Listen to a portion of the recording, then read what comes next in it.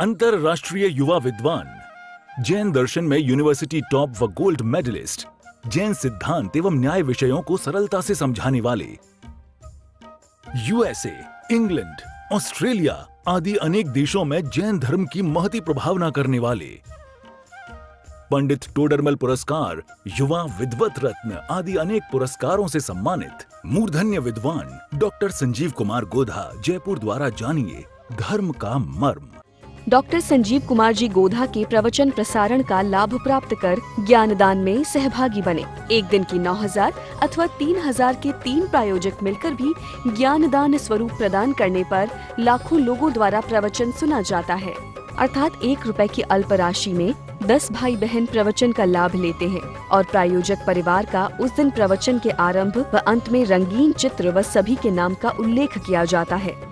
इस कार्यक्रम के प्रायोजक हैं श्राविका रत्न समाज सेवी, दानवीर, परम मुनि भक्त, दृढ़ संस्कारवान स्वर्गीय श्रीमती कंचन देवी दीवान छाबड़ा, धर्मपत्नी स्वर्गीय श्रीमान धर्मचंद जी दीवान छाबड़ा, पुत्र पुत्रवधू विद्या प्रकाश सुनीता देवी, संजय कुमार रेखा देवी, अजय कुमार, पौत्र पौत्रवधू विजय कुमार चांदनी, अरिहंत पूजा, तीर्थेश प्रियंका, पौत्र मोक्षा, पड़पौत्री पौत्र वेरोनिका रेयांश सीकर निवासी सूरत गुजरात। दर्पण तलैव सकला प्रतिफलति पदार्थ मालिका यत्र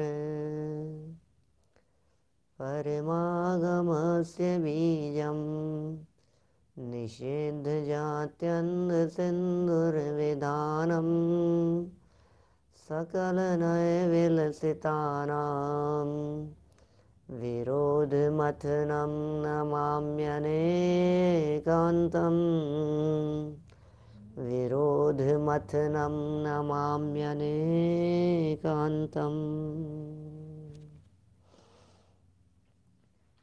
पुरुषार्थ सिद्धि उपाय नामक ग्रंथ है। तप की चर्चा हमने यहाँ प्रारंभ की थी और कल के चर्चा में कुछ व्यवधान भी हुआ और अचानक वो 2 हिस्सों में बट गया प्रवचन। तप की चर्चा चल रही थी।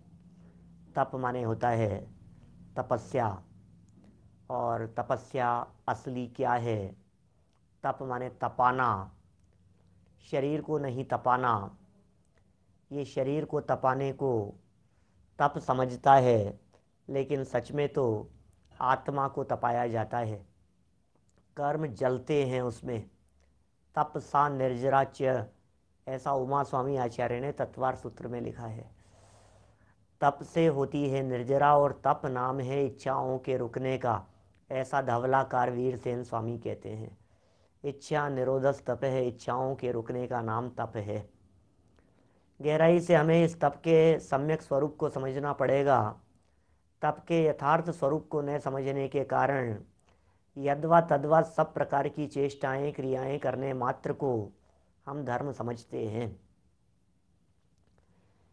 काफ़ी बातें हुई थी। भूमिका के अनुसार त्याग भी किया जाता है। जो त्याग बाहर में दिखाई देता है उसे व्यवहार चारित्र कहने में आता है। उस व्यवहार चारित्र को निश्चय चारित्र का हेतु कहा गया था। व्यवहार चारित्र निश्चय चारित्र का कारण बनता है, हेतु होता है। लेकिन एक मार्मिक बात कह दी थी कि यहाँ इसका अर्थ ऐसा नहीं समझ लेना कि राग करते करते वीतरागता हो जाएगी। राग को वीतरागता का कारण माने तो बहुत बड़ी भूल है।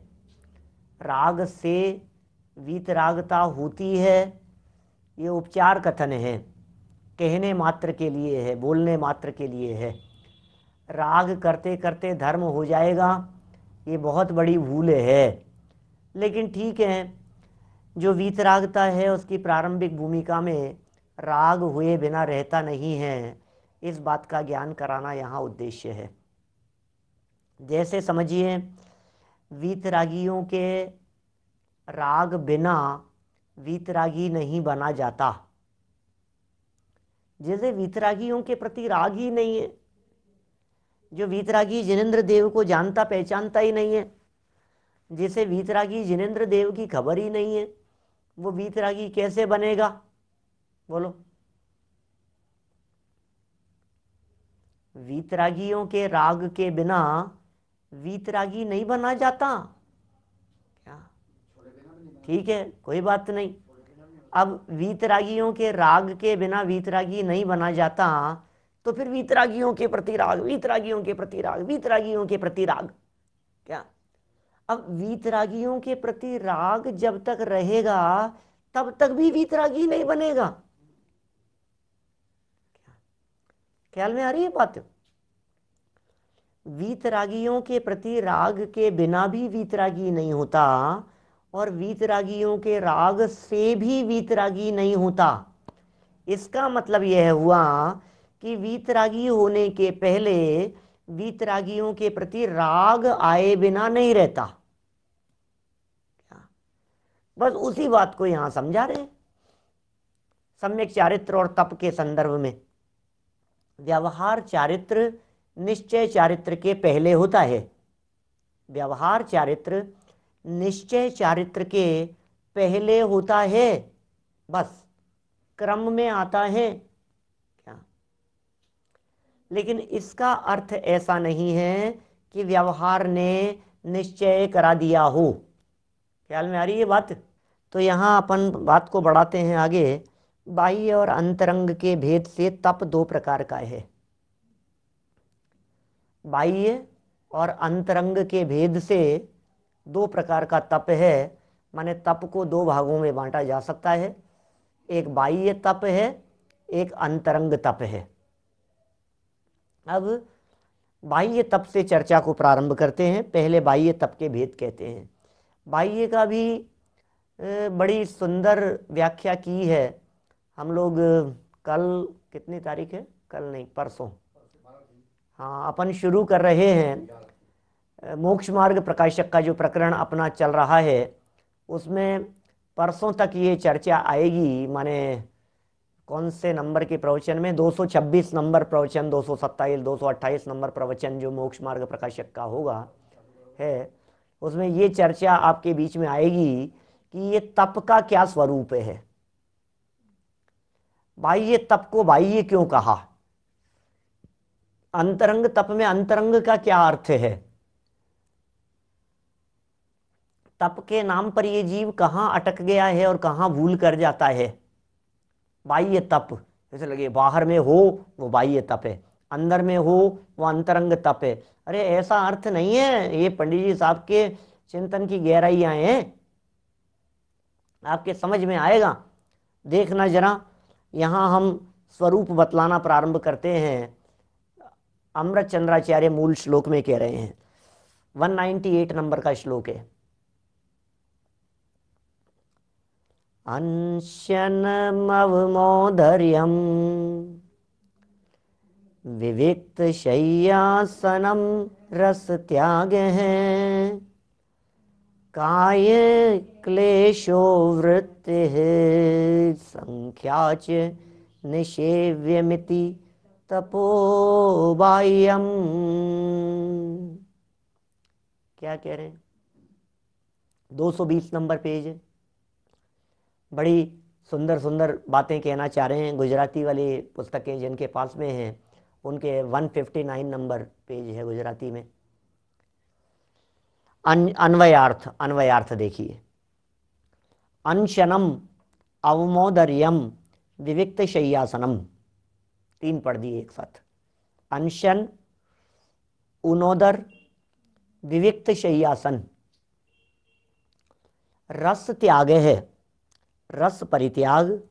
काय क्लेश है, काय क्लेश च, और वृत्ति है संख्या, वृत्ति की संख्या। इति, इस प्रकार बाह्यम तप है, बाह्य तप का निषेव्यम, सेवन करना योग्य है। इस प्रकार बाहरी तपों का सेवन करना योग्य है। बाह्य तपों के बारे में कह रहे हैं। एक बात की तरफ आप लोगों का विशेष ध्यान आकर्षित करना चाहूँगा यहाँ इस प्रसंग में। ये बाह्य तप और अंतरंग तप हैं, इनके नामों का क्रम है। यहाँ उस क्रम को भंग किया है, भंग हुआ है।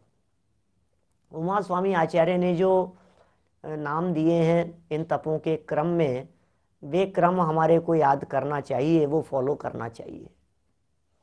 यहाँ क्यों भंग हुए हैं कि भंग करने का कोई प्रयोजन नहीं है, लेकिन सिर्फ और सिर्फ छंदानुरोध की दृष्टि से श्लोक बनाया जाता है ना, उस श्लोक को बनाने में कहाँ से शुरू हो और बीच में कौन सा शब्द कब कहाँ जुड़ता है, तो उस आधार पर उसके क्रम में फर्क पड़ जाता है। तो क्रम का फर्क है, बहुत महत्वपूर्ण है। क्रम की भी चर्चा हम थोड़ा थोड़ा उसको भी जहाँ जब जैसा प्रसंग आएगा आपके बीच में बताएंगे। लेकिन तो भी जो विविक्त शय्यासन है उसकी जगह पर आपको वहाँ वृत्ति संख्या को ले जाना है, वृत्ति संख्या, और उसके बाद रस परित्याग, और फिर 5वें नंबर पर विविक्त शय्यासन और 6ठे नंबर पर कायक्लेश। ऐसा है, तो 2-3 परिवर्तन होंगे, कोई बात नहीं। देखिए बात करते हैं, 6 के नाम तो वही हैं जो नाम उमा स्वामी आचार्य ने बतलाए हैं। देखिए टीका पढ़ें सीधा, क्योंकि विशेष रुकने से कुछ प्रयोजन नहीं है। नाम उम्मीद करता हूं सबको याद होंगे, होने ही चाहिए। प्रायश अंशन उनोदर वृत्ति परिसंख्यान रस परित्याग विविक्त शय्यासन और कायक्लेश। अंशन उनोदर क्रम इनमें किया भी जा सकता है, लेकिन जो क्रम श्लोक में आ गया बस उस क्रम से व्याख्या कर दी, कोई विकल्प नहीं किया ज़्यादा, है ना। ये तो दादा ने विशेष रूप से चिंतन प्रस्तुत किया और उसकी सूक्ष्मता में जाकर के उत्तम तप धर्म के प्रकरण में उन्होंने बहुत खोला उन सब बातों को कि इसके बाद ये क्यों, इसके बाद ये क्यों, ऐसा क्रम क्यों होना चाहिए। क्योंकि हम एक बात पहले निर्णित कर चुके हैं, निर्धारित कर चुके हैं कि इच्छा को रोकने का नाम तप है। ये हमने गाइडलाइन बना ली तप के संदर्भ में। माइंड में ये बात बिल्कुल पक्का सेट कर लीजिए, इच्छा के रोकने का नाम तप है। इच्छा निरोधस तप है, इच्छा निरोधस तप है, इच्छा निरोधस तप है, बस पक्का कर लिया, इच्छा के रोकने का नाम तप है। इसका मतलब तप में इच्छाएं रुकेगी।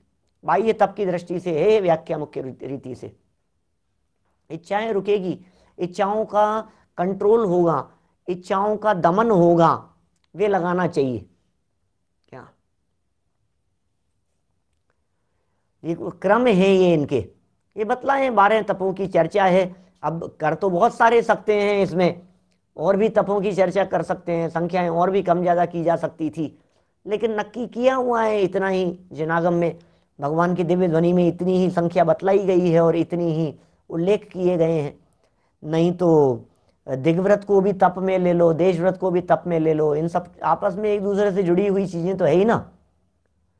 किसी को भी किसी में भी रख करके संख्या को कम ज़्यादा किया जा सकता है, लेकिन एक बार जो आगम पद्धति से संख्याएं प्रमाणित कर दी गई है, उन संख्याओं को कम ज़्यादा करने का हमें कुछ अधिकार नहीं, उसी को फॉलो करो। जैसे उदाहरण के तौर पर पाप कितने होते हैं, तो बच्चा जानता है कि पाप 5 होते हैं, क्या पाप 5 होते हैं सब।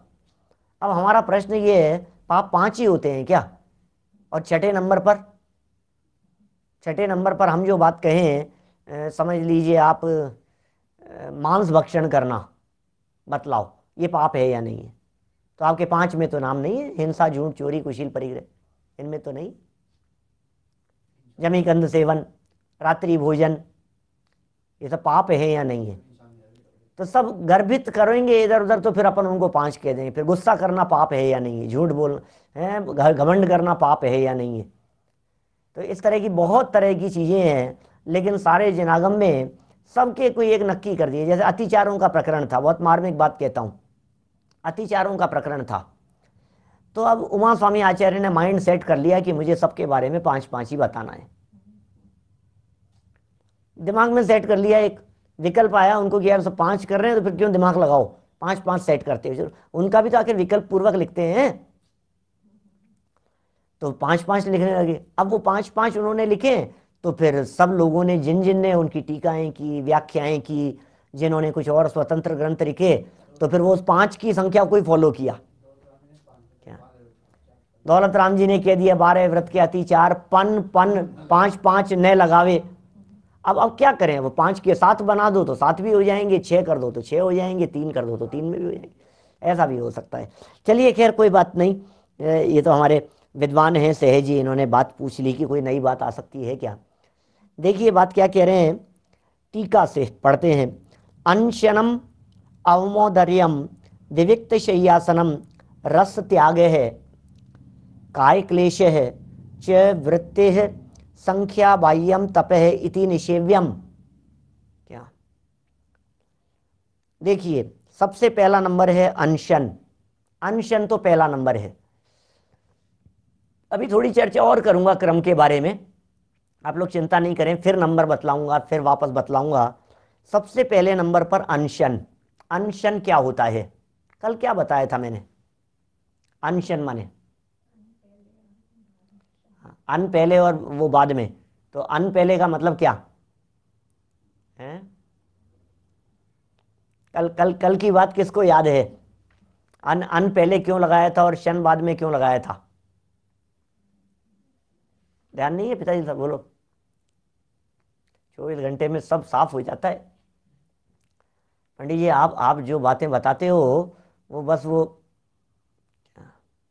रिफ्लेक्शन, देखो ध्यान है, जो लोग नोट करते हैं, जो लोग लिखते हैं, उन्हें बराबर फटाफट ख्याल में रहता है।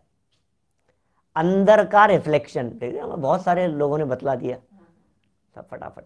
अंदर का रिफ्लेक्शन, अंदर में जब परिणाम बदलते हैं, अंदर में जब भाव बदलते हैं, अंदर में जब निर्मलता होती है, अंदर में जब पवित्रता आती है, अंतर की पवित्रता जब बाहर में दिखाई देने लगती है, उसे कहते हैं अंदर का रिफ्लेक्शन बाहर में। माने अंदर में जब पवित्रता आई, अंदर में जब पवित्रता आई, अंदर में जब निर्मलता आई, अंदर में जब चिंतन गहराई में चला गया, तत्व की बातें जब अंदर में उतर गई, अपने अंदर में उतर गई, तो अंदर में उतर जाने पर अब जो रिफ्लेक्ट हुआ बाहरी जीवन में, अब जो रिफ्लेक्ट हुआ बाहरी लाइफ में, जो रिफ्लेक्शन दिखाई दिया, उसका नाम है अनशन। अंदर में स्वभाव के नजदीक गया और बाहर में, अंदर में स्वभाव के नजदीक गया और बाहर में भोजन आदि से निवृत्त हो गया। क्या वह, और वैसे सही अर्थ तो इसका ये है अनशन। ये जो अनशन का जो अपन ने अन इधर से ले लिया और शन में रिफ्लेक्शन का शन कर दिया, इसको तो कहते हैं अपन निरुक्ति अर्थ की दृष्टि से, निरुक्ति जैसा अर्थ निकाल लिया अपन ने। लेकिन इसका जो वास्तव में शब्द जो है वो है अन और अशन। असन माने क्या होता है? असन माने होता है भोजन और अन माने है नहीं। तो अन अशन माने भोजन नहीं करने का नाम अनशन। क्या ख्याल में आ रही है बात? अनशन का अर्थ अनशन है, ये असन माने भोजन। तो भोजन न करने का नाम, भोजन से निवृत्ति का नाम अनशन है। एक बात हुई। और अंतर का रिफ्लेक्शन, वो तो एक अलग तरह की बात सहज ही आ गई कल चर्चा करते समय आप लोगों के बीच में। अंदर में पवित्रता, उसका रिफ्लेक्शन, तो अंदर में और पवित्रता का रिफ्लेक्शन, तो अंदर का अन ले लिया और रिफ्लेक्शन का शन कर दिया, तो अनशन कर दिया उसको। चलो कोई बात नहीं। देखिए बात क्या कह रहे हैं, अनशन किसका नाम है? अर्थात उपवास। अनशन माने होता है उपवास। उपवास कैसे लगा दिया? असन का विरोधी हो गया इसलिए हो गया उपवास। असन नहीं है, ठीक है ना, अशन नहीं है, इसलिए कहलाएगा वो उपवास। असन यदि हो जाता तो भोजन करने की बात हो जाती। अर्थात उपवास द्वारा 4 प्रकार के आहार का त्याग करना। उपवास में किस चीज का त्याग किया जाता है? देखो 99% लोगों से यदि बात की जाए तो उपवास में पानी पीने को तो वो अपना अधिकार समझते हैं, वो तो उसमें इंक्लूड ही हो गया है।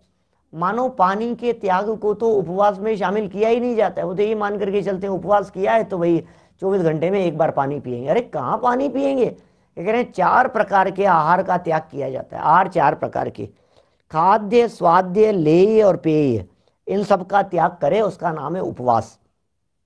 जनागम में इस अनशन के संदर्भ में, इस उपवास के संदर्भ में अपने स्वभाव के नजदीक रहने की चर्चाएं भी की है। आध्यात्मिक व्याख्याओं के अंतर्गत उपवास, वास माने रहना, वास माने रहना और उप माने समीप, नजदीक। तो नजदीक रहने का नाम, किसके नजदीक रहने का नाम? अपने स्वभाव के नजदीक रहने का नाम उपवास है।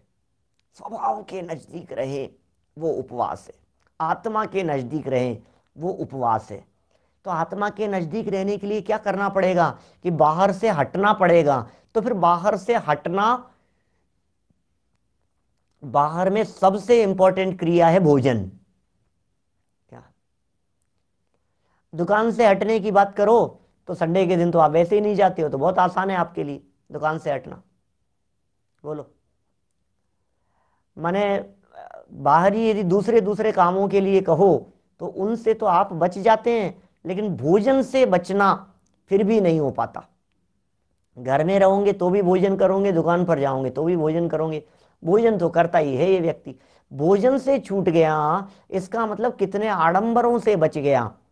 भोजन करेगा नहीं तो भोजन बनाएगा नहीं, किचन में जाएगा नहीं, भोजन के लिए स्वाध्याय करते हुए उठ करके जाना पड़ता है, खाना पड़ता है, बर्तन साफ होते हैं, बनवाना पड़ता है, कितनी झंझटें होती है भोजन के चक्कर में। जिसने भोजन का त्याग कर दिया, अब क्या हुआ, दुनिया भर की झंझटों से, आडंबरों से बच गया और उपयोग अपने स्वभाव की तरफ आकर्षित होने का अवसर मिल गया। देखिए, जब तक बाहर से ये जीव निवृत्ति नहीं लेगा तब तक अंदर में प्रवेश कैसे करेगा। अंदर में जाने के लिए बाहर से निवृत्ति जरूरी है। अंतर में प्रवृत्ति के लिए बाहर से निवृत्ति, इन दोनों को एक शब्द भी कह सकते हैं। अंदर में प्रवृत्ति तो दूसरा पहलू क्या है, बाहर से निवृत्ति। बाहर से निवृत्ति इसका मतलब दूसरा पहलू क्या है, अंतरंग में प्रवृत्ति। तो बाहर से निवृत्ति और अंतर में प्रवृत्ति, इसका नाम है उपवास। ये सच्चा उपवास क्या है, 4 प्रकार के आहार का त्याग भी होता है इसमें। इस उपवास में 4 प्रकार के आहार का त्याग। खाद्य, 4 प्रकार के आहारों को बतला रहे हैं।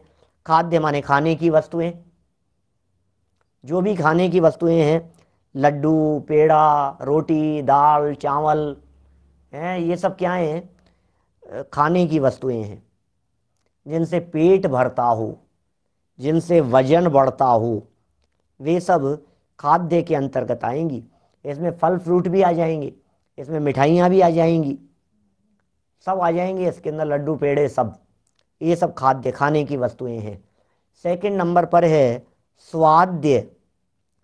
स्वाद्य माने तांबूल। अब इसमें तांबूल शब्द के लिए कह दिए, तांबूल शब्द का अर्थ होता है पान।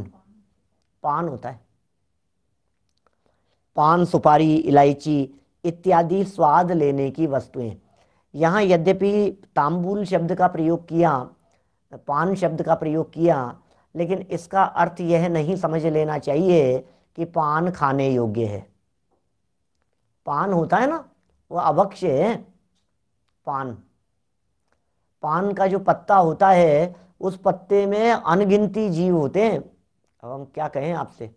और बाजार में तो वो बिना छने पानी के अंदर, पूरे दिन बिना छने पानी के अंदर लगा रहेगा वो, और उसमें त्रस्त जीव उत्पन्न होते रहते हैं उसमें पानी में। जल का एक इंद्रियवादी तो है ही, उनकी तो बात ही नहीं है। त्रस्त जीव उत्पन्न होते रहते हैं उसमें, दिखते नहीं है हमारे को, हरि का दोष तो लगता ही है, वो तो है ही। और फिर उसको बिना छने पानी की एक बूंद में असंख्यात जीव है, बिना छने पानी की एक बूंद में। जनागम ये कह रहा है, अब उस पानी से निकाल करके उसने उसको लिया और पहुंचा, और फिर वो जो कत्था वगैरह जो लगाता है, अरे अरे उस कत्थे वगैरह बनने की स्थिति देखो आप, जो बन रही है, कर रही हैं, उनमें क्या क्या होता है, किस किस तरह से बन रहे हैं, क्या प्रक्रिया होती है उनकी, तो वो तो सब अभक्ष्य की श्रेणी में चला जाता है। यहाँ तो सिर्फ ये कह रहे हैं पान खाने से पेट नहीं भरता। पान खाने की चीज नहीं है, स्वाद लेने की चीज है। क्या? खाद्य खाने की चीज है और स्वाद्य स्वाद लेने की चीज है। अब इलायची है मुंह में, अब इलायची से कौन सा पेट भरेगा? इलायची से क्या होगा? है ये कह रहे हैं सुपारी है, इलायची है, आपके गुजरात के अंदर कहते हैं गुजराती में मुखवास। क्या मुखवास है? अब क्या करें बोलो? अब पान खाने में कितनी हरी का दोष लगता है? बहुत सारे लोग 36 हरी कह रहे हैं, 36 हरी का दोष लगता है, जो भी लगता हो। कुछ कह रहे हैं 52 हरी का दोष लगता है। इतना पर्याप्त नहीं है कि वो दोष लगता है। हमारे द्वारा इतना कहा जाना कि वो अभक्ष्य है, इतना पर्याप्त नहीं है। आगम से जान लेना चाहिए। 36 का लगता है तो 36 का समझ लो, 52 लगता है, 56 लगता है तो उसका समझ लो, जो भी है कुल मिला करके। हम खाते ही नहीं है, हम त्याग हैं हमारे उस चीज़ के बरसों से। तो देखो क्या कह रहे हैं यहाँ। अब क्या उसके बारे में जाने हैं? हो गया, तांबूल हो गया, सुपारी, इलायची आदि स्वाद लेने की सारी चीज़ें आ गई। मुखवास जैसी सौंफ वगैरह भी आ गई, उसके अंदर सौंफ है, मेथी ये जो आती है ना दाल वगैरह जो आती है, क्या कहते हैं, कौन सी दाल लेते हैं मुखवास में? जो छोटी दाल आती है ना, धनिए, धनिए की दाल जैसे आती है, दाल जैसी दिखती है, वो सब। ले ये शब्द है तीसरा, माने चाटने की वस्तुएं। ले ये एक होता है लेपाहार, वो लेप अलग चीज है, ये लेय अलग चीज है। लेय, लेय मतलब चाटने की चीजें।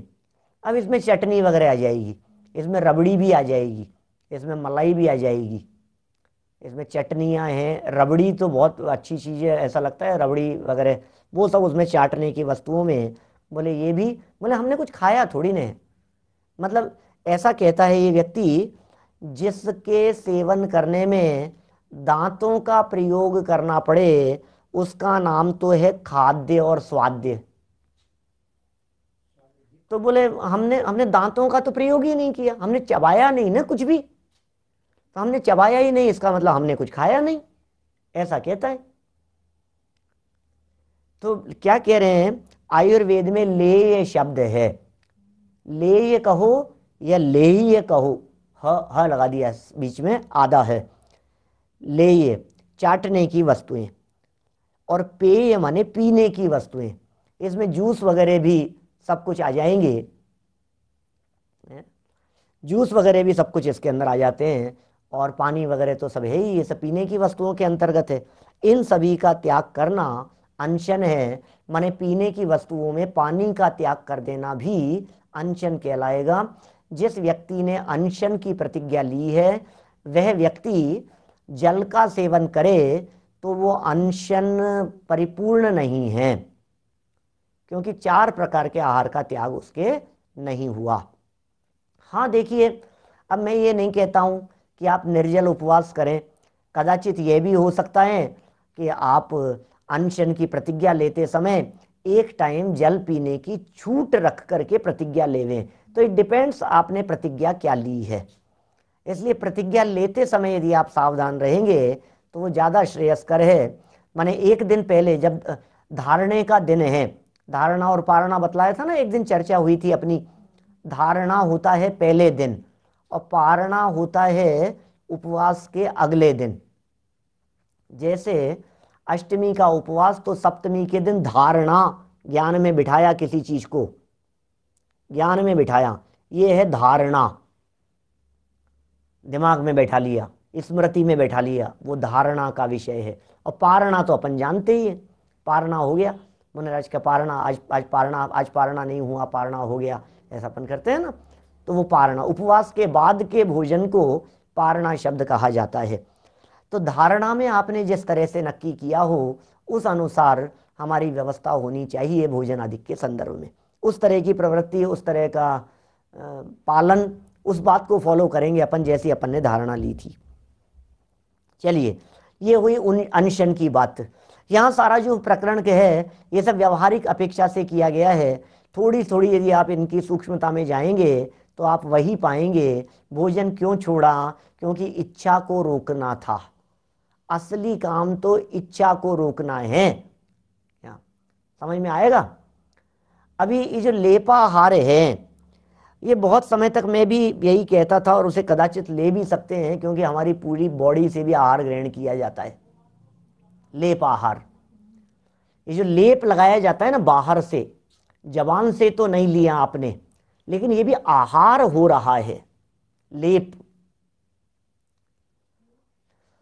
माने बहुत चीजें, अभी बहुत ये क्या बोलते हैं, सुमत प्रकाश जी साहब भी बताते हैं, और हमारे घर में भी कई बार चलते रहते हैं इस तरह के वीडियो यूट्यूब के।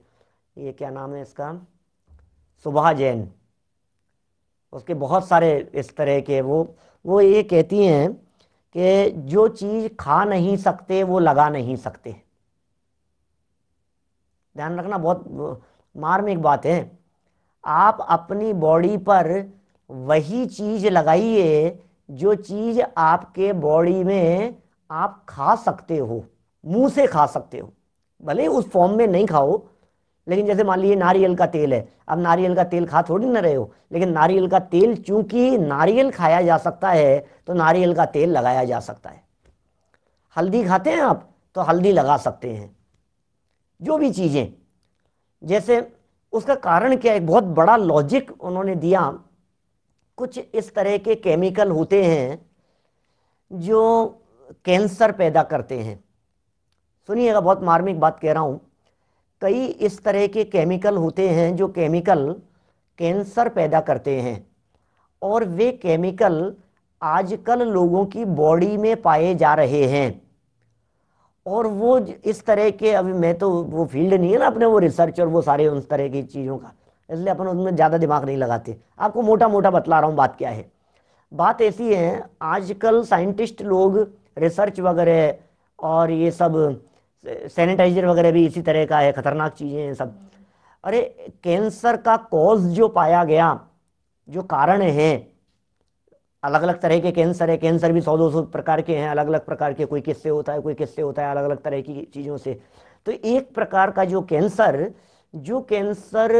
किसी एक विशिष्ट प्रकार के केमिकल से हुआ, तो रिसर्च के दौरान पाया गया ये केमिकल सिर्फ और सिर्फ ये ब्यूटी प्रोडक्ट्स के अंदर यूज में लिया जाता है। जो एक्सटर्नल यूज प्रोडक्ट्स हैं उनमें प्रयोग में लिया जाता है। वो केमिकल बॉडी के अंदर कैसे चला गया, बॉडी में कैसे पाया गया, शरीर के अंदर कैसे कैंसर का कारण बन गया। सुनना बात क्या कहना चाह रहा हूं मैं। क्यों? क्योंकि आपने वो केमिकल बॉडी पर लगाया, ये जो यहां लगाया, ये यहां के बारीक छेदों के माध्यम से वो केमिकल बॉडी के अंदर चला गया, बॉडी के अंदर चला गया, अंदर जाकर के वो ब्लड में मिल गया, और ब्लड में मिलकर के पूरी बॉडी के अंदर सर्कुलेट होने लगा, और पूरी बॉडी के अंदर सर्कुलेट होने लगा, वो कैंसर का कारण बन गया। कभी भी ऐसी चीज, बाजार की जितनी चीजें आती है, मैं तो वो सुन करके, कभी प्रसंग बनेगा तो आपको वो सारी बातें बतलाऊंगा। इतनी मार्मिक बातें, एक एक बात बहुत ध्यान रखने योग्य है, लाइफ स्टाइल से रिलेटेड बातें हैं।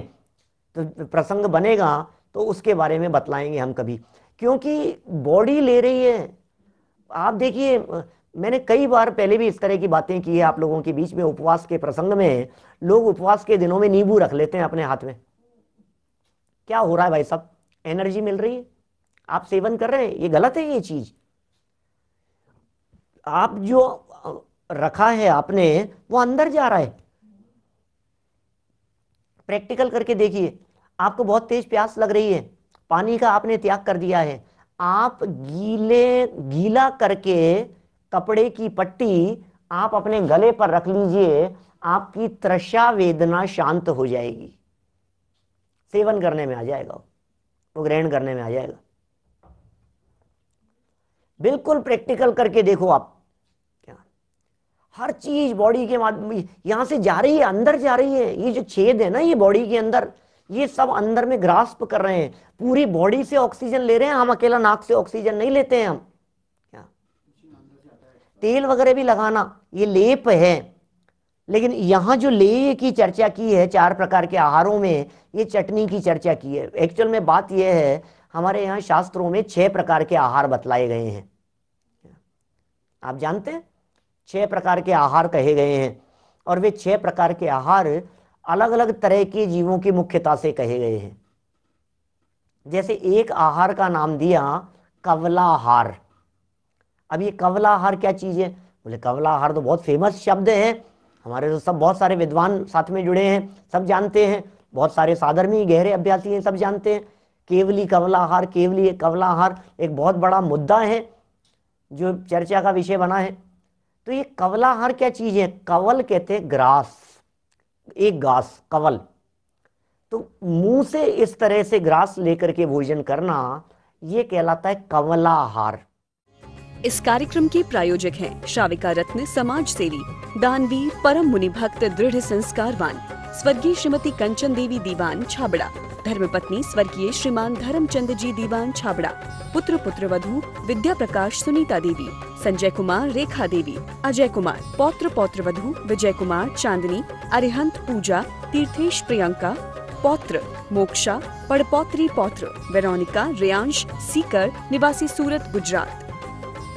डॉक्टर संजीव कुमार जी गोधा के प्रवचन प्रसारण का लाभ प्राप्त कर ज्ञानदान में सहभागी बने। एक दिन की 9,000 अथवा 3,000 के 3 प्रायोजक मिलकर भी ज्ञानदान स्वरूप प्रदान करने पर लाखों लोगों द्वारा प्रवचन सुना जाता है। अर्थात 1 रुपए की अल्प राशि में 10 भाई बहन प्रवचन का लाभ लेते हैं और प्रायोजक परिवार का उस दिन प्रवचन के आरंभ व अंत में रंगीन चित्र व सभी के नाम का उल्लेख किया जाता है।